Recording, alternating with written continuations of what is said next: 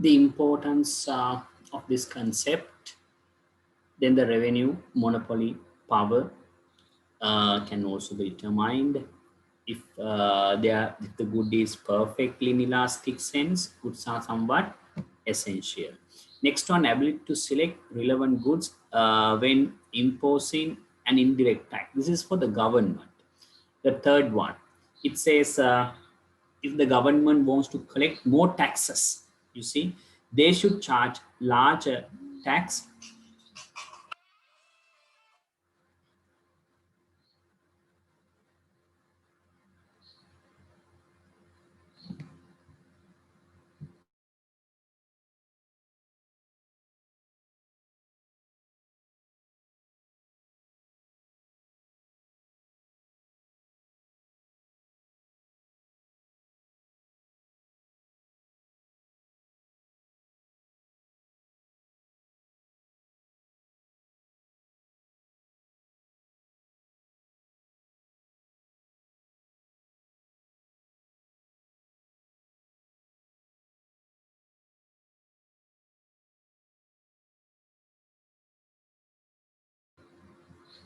Right.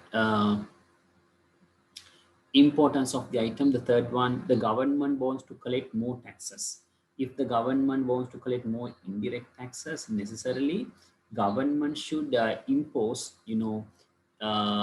collecting larger number of greater tax should be imposed on essential goods. Nowadays, even there is a huge matter regarding price of oil. So even government impose a tax on petrol diesel. It's an essential good, demand is inelastic. If the government imposes such a tax on essential things, necessarily government can collect larger tax revenue. That is the benefit. So then the government should select, the government should concern elasticity before imposition of the tax. Next on, importance of making decisions by consumers, producers, and those who formulate economic policies. It's mainly the way of adopting economic policies, especially government has to consider nature of the product, whether goods should be imported, if essential goods are really lack in the market, if there is a monopoly power, then the government can decide whether these goods should be imported from abroad. Like that, particular decisions can also be made by looking at the value of PED. Next one, importance of formulating economic policies.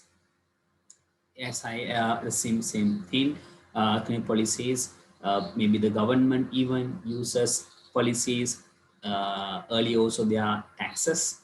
If also government can use a variety of decision, they can make a decision, a way of promoting, way of persuading producers for the production, or way of encouraging consumers for the production. This and that will be considered about formulating economic policies. Next one, cross elasticity. This is the second one. Now we completed price elasticity of demand. Right now we started the cross elasticity of demand. The cross elasticity means the responsiveness of percentage change in demand of a good due to the percentage change in price of related goods. What are the related goods here? Substitutes and complements. Substitutes and complements.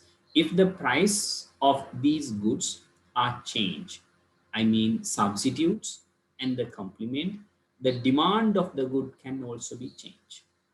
You see, when the price of a substitute increases, consumers may intend to buy, consumers may intend to buy a large number of, when the price of a substitute increases, like imagine pizza, then consumers may purchase Domino's pizza. So there is a response. It is also positive. Price of a good, related good increase, demand of the product also increase, positive related. sometimes inversely related. Price of petrol, demand of car, inversely related.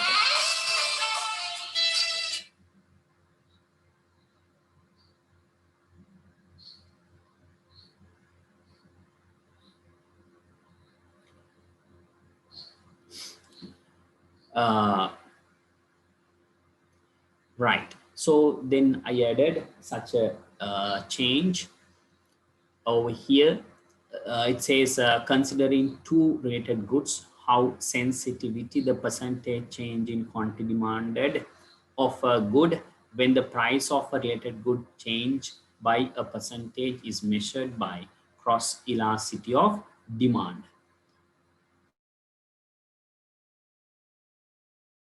Cross elasticity of demand.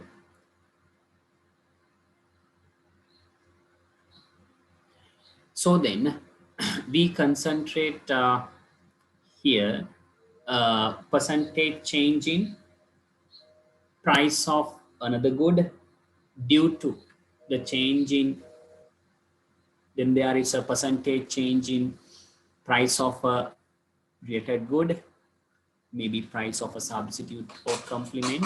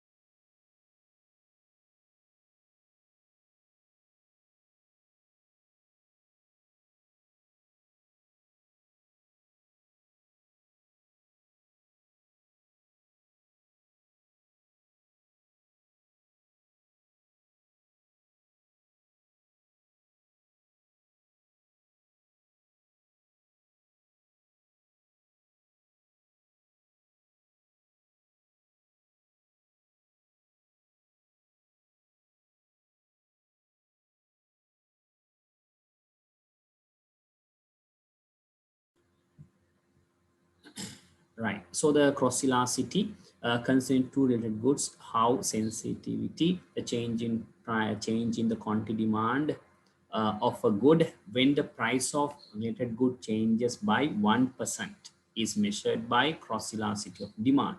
Cross elasticity of demand measures, elasticity measures how quantity demanded of a given good changes like tea when the price of related good like coffee changes by 1%.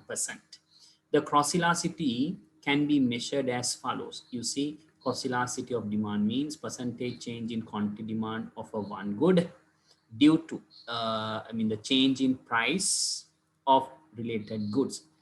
Same thing, another formula, you are given cross elasticity of demand like EXY, or else cross elasticity of demand means percent change in quantity of X. There we consider here two types of goods. What are the goods? X and Y. So change in quantity of X divided by change in price of Y multiplied by price of Y divided by change quantity of X. So X and Y, two types, two goods are considered, right? So then it says the coefficient of the price elasticity between two goods can have positive or negative value, and accordingly the nature of relationship between the given good, given two goods can be identified.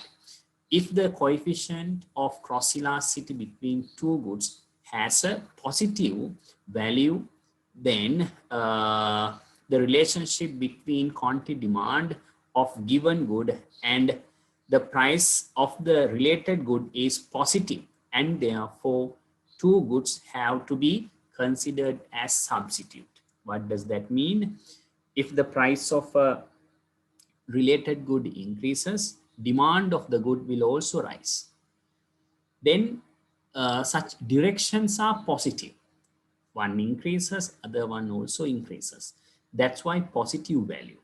Then if the coefficient of cross elasticity of demand between two goods has negative value, then the relationship is we'll say the relationship between quantity demand of the given good and the price of related good is inverse, negative. And therefore, these two goods have to be considered as complementary goods. Right. This is how we look at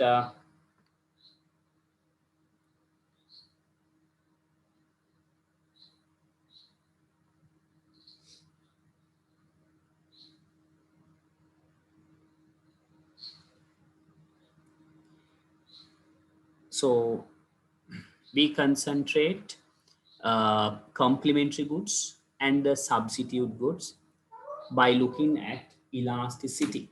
So both complements and substitutes are considered under the cross elasticity of demand. Right. Next one, it says the practical importance of the concept of cross elasticity of sub elasticity. So the here practical importance of the concept of cross price elasticity. We consider first one, ability to identify nature of the relationship between goods. So we can consider whether goods are substitutes, goods are complements, like that.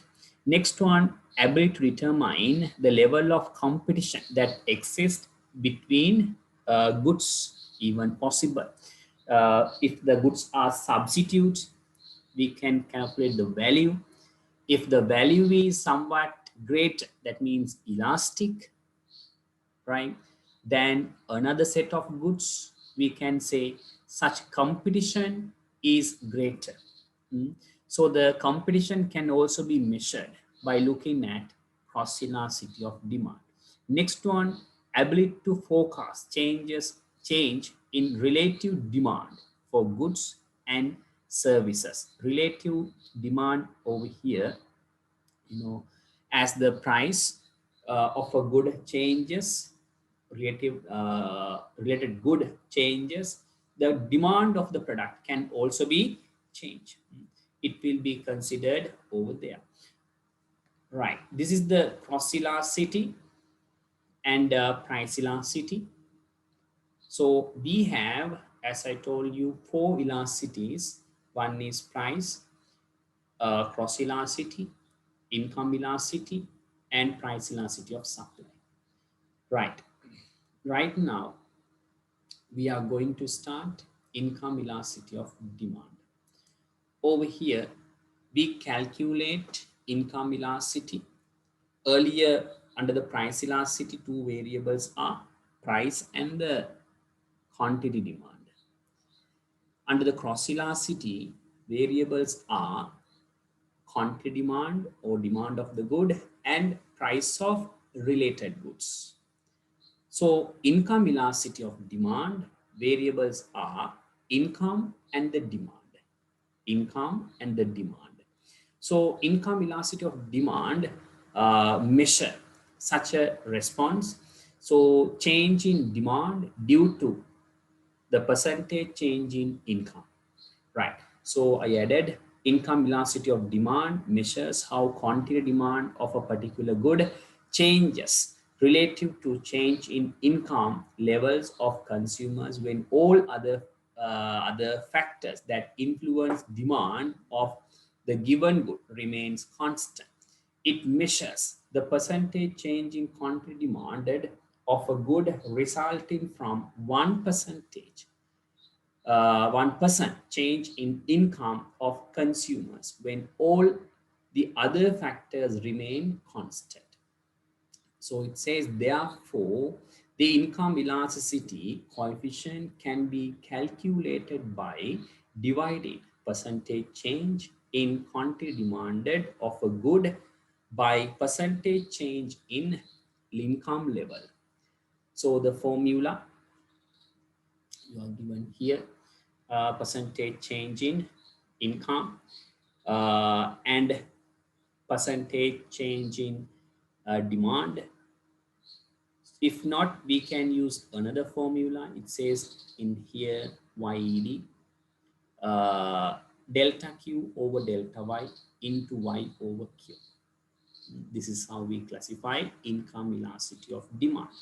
Next, under the income elasticity of demand, it is classified into two.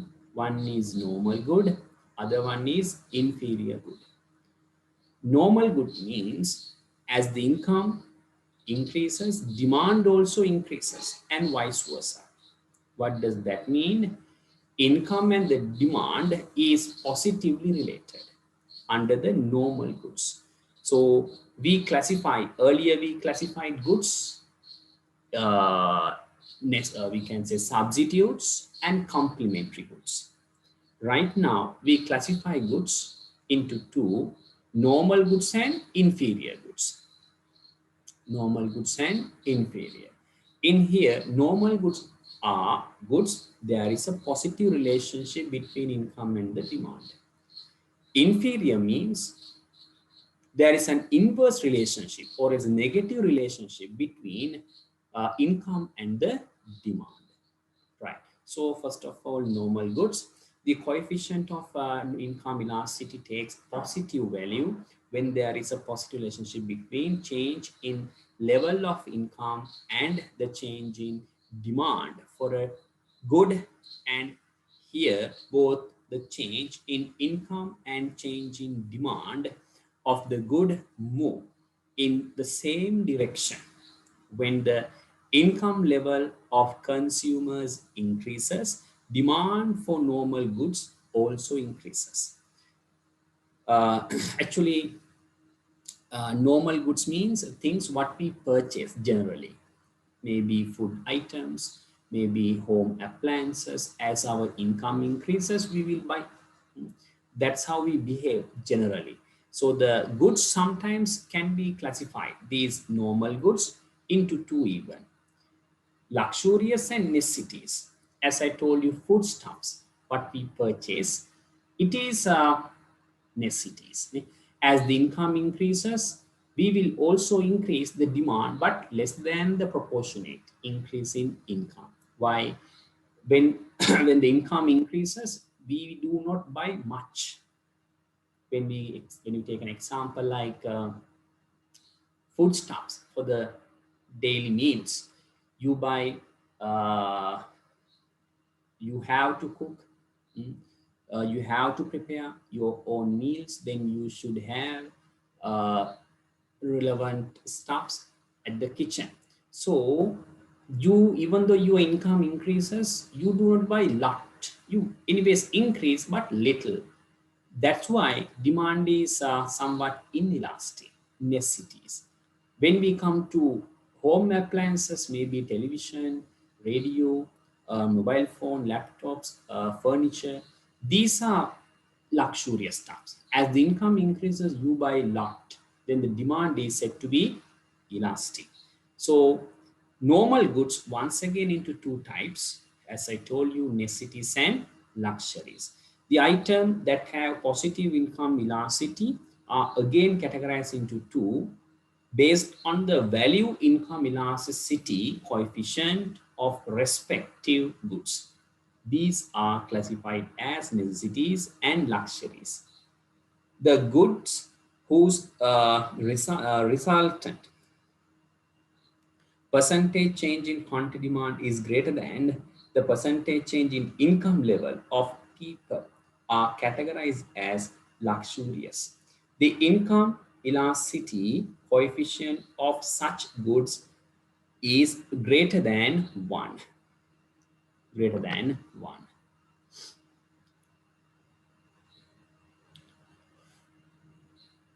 The good whose resultant percentage change in quantity demanded is lesser than the percentage change in income level of people are categorized as necessities. The income elasticity coefficient of such goods is lesser than 1. Right. So luxurious goods value is greater than 1. Necessities value is lower than 1. Next one, inferior goods. So under the inferior goods, this is how we classify it basically: normal goods and inferior goods. Normal goods, of course, the value or the coefficient is positive. As the income increases, demand also increases. When the income decreases, demand also decreases. But inferior good sort of goods, we may not give an example for that, because such inferior good would be a necessary product some other people. For example, here, inferior goods are the things, we purchase lot when our income decreases. When our income increases, we buy less. These are called inferior goods. So under the inferior goods, the income elasticity of demand or the coefficient is negative. Mm. So under here, we look at the way of recognizing income elasticity of demand. So the inverse relationship occurs between income and the demand.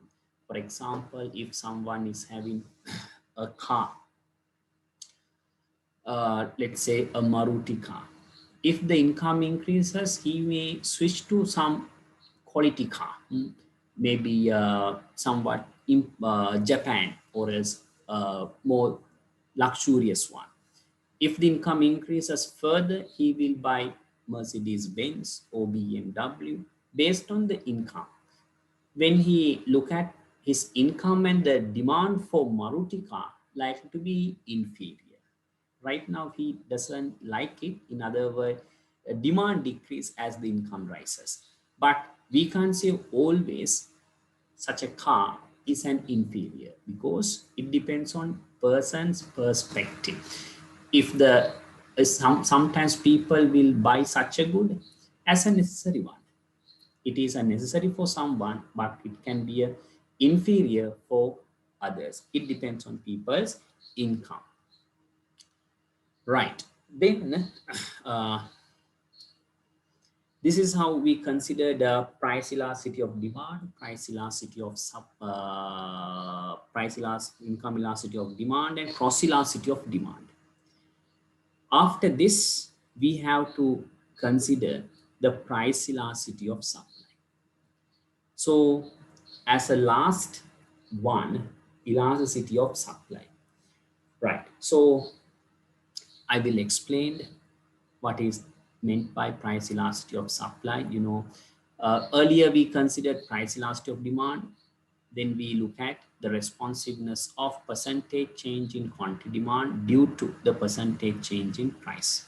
Right now, price elasticity of supply, that means the responsiveness of percentage change in supply due to the percentage change in price. It is called price elasticity of supply.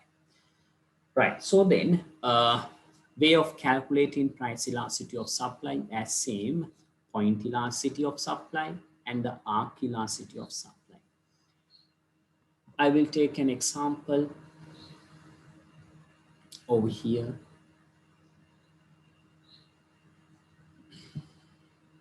Price of a good and the quantity supply.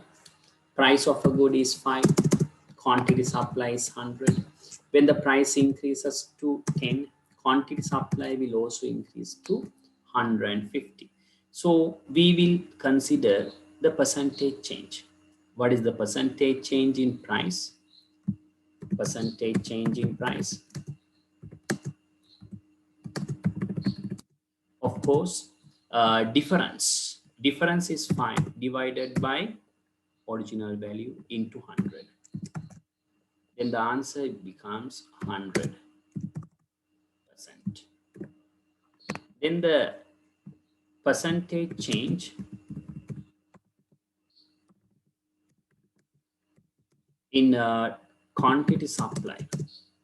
So the difference is 50 divided by original value 100, then the multiplied by 100. It is 50%.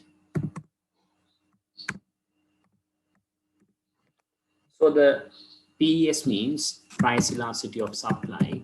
This is point elasticity.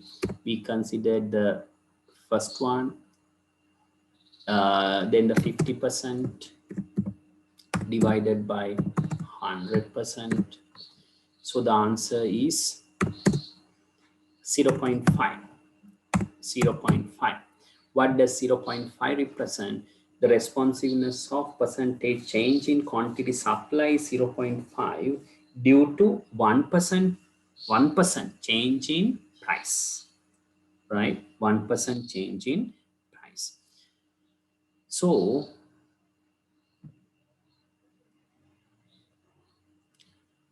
uh, point elasticity, as I told you, there are two types: point elasticity and arc elasticity. So these are the two formulas we should use for the point elasticity. Percentage change in quantity supply divided by percentage change in price. So we consider the elasticity at a particular point. It is called point elasticity. Then the next one, uh, arc elasticity. Sorry, one before it, you are given such a calculation of another one, delta Q S divided by delta P into P over Q. Same thing, point elasticity, same as PED. After that, arc elasticity of supply. Arc elasticity means here we look at a range. Uh, 2 points are considered, right? Different 2 points are considered to measure the value of supply, price elasticity of supply. So then, arc elasticity consider different measures over there.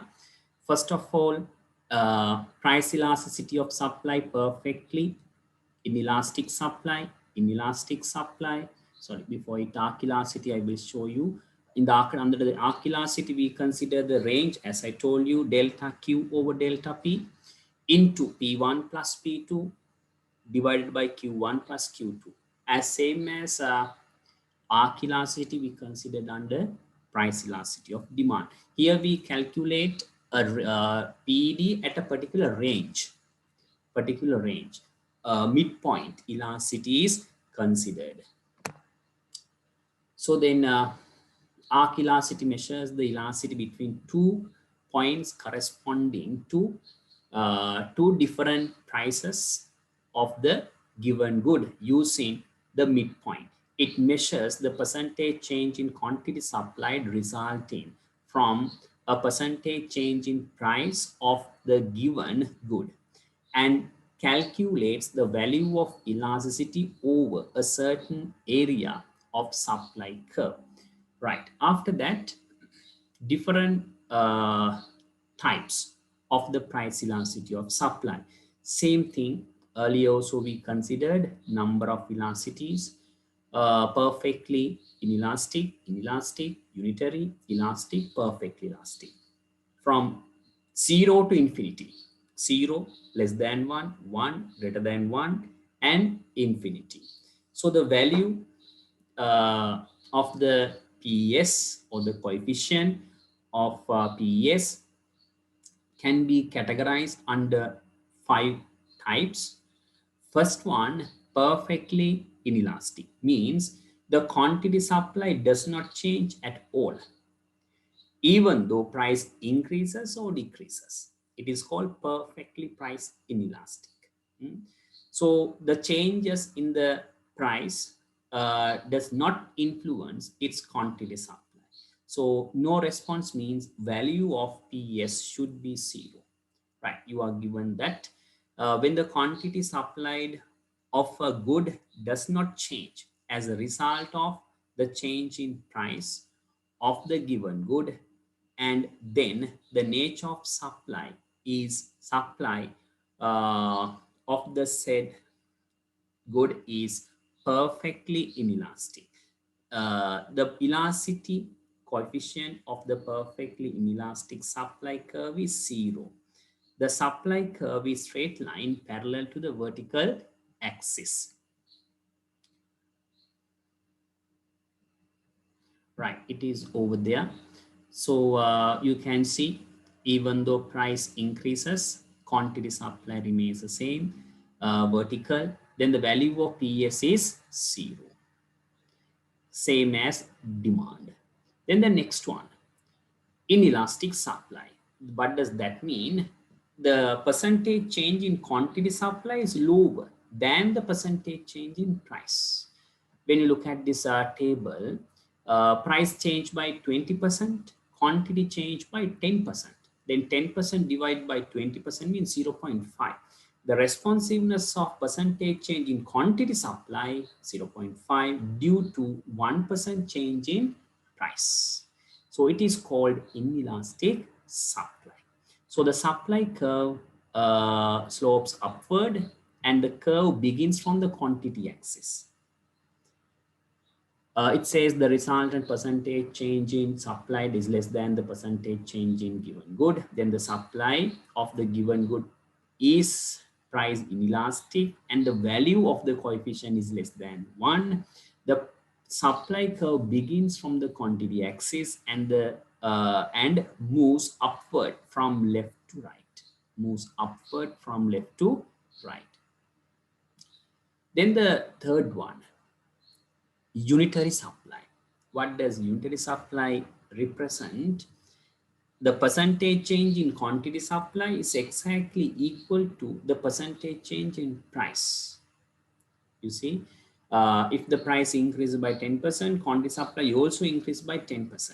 So the finally value of PS or coefficient is equal to 1.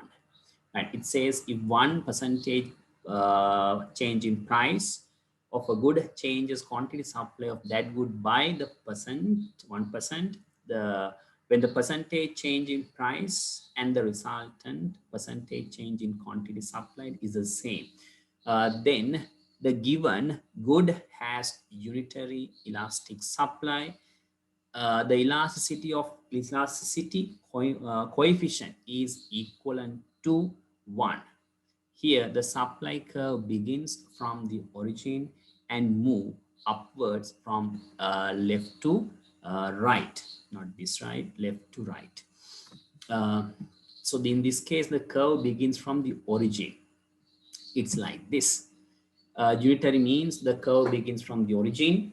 The value here we concentrate by using the arc elasticity method. It starts from the origin. Curve slopes upward. Right. Next one, elastic supply. What does elastic supply represent? The percentage change in quantity supply is greater than the percentage change in price. Okay. Elastic supply means the percentage change in quantity supply is greater than the percentage change in price. So the elastic supply always concentrate such a range.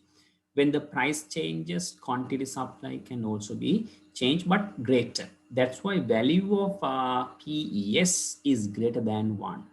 When we look at this table, price increased by 20%, quantity increased by 40. That's why finally value of PES or coefficient is greater than 1. Right now, the curve begins from the price axis, right? Price axis and slopes up. Last one, perfectly elastic supply. Perfectly elastic supply sense, the price doesn't change, but quantity supply does change freely. Price doesn't change, but quantity supply does change freely. It is called perfectly elastic supply. If so, uh, the curve becomes horizontal. Right in here, when a very small percentage change in price of a good makes a drastic change in quantity supplied of that good, when there is a change, a given good has a perfect elastic supply curve. Perfect elastic supply curve straight line parallel to the horizontal axis, and the elasticity coefficient is infinite because change in price can influence the quantity demand to change. Such a value cannot be counted. That's why infinite. So it says at last over here, Price doesn't change, but quantity supply does change. Therefore, value is infinite, curve is horizontal. These are the five types of elasticities. You should remember as same as a PED definitions and everything, the value and everything are the similar. But curves, some curves differ between demand and supply. Finally, determinants of price elasticity of supply, whether goods are elastic, whether goods are inelastic. We have determined whether these goods elastic or inelastic by looking at these factors. First one, the level of mobility, factors of production. Sometimes some factors can use easily between products. Therefore, the demand is, so say supply is elastic. In certain cases, supply is inelastic because it cannot move from one industry to another industry. Factors of production not that much flexible. Next one, nature of the good. Some goods are agriculture, some goods are non-agriculture. Agriculture good means supply somewhat less flexible. Non-agriculture means goods are somewhat flexible. Then the weather condition even not affect for non-agriculture. Then supply somewhat very flexible. So it is elastic. Ability to maintain stock and shares, especially the stock level. If goods can be maintained or stock level, their supply is said to be elastic. If goods cannot be stored, supply is said to be inelastic. Especially agriculture goods are perishable; it cannot be stored. Right. Here we have a little time. After this, no need to join. We will continue the balance of this one in the next week. Right. And if you need this, what you call video and all, please consult your teacher, Kazun sir. He has all the things get from the video. Right. Till this end, I will explain ability to maintain the stock level as I told you.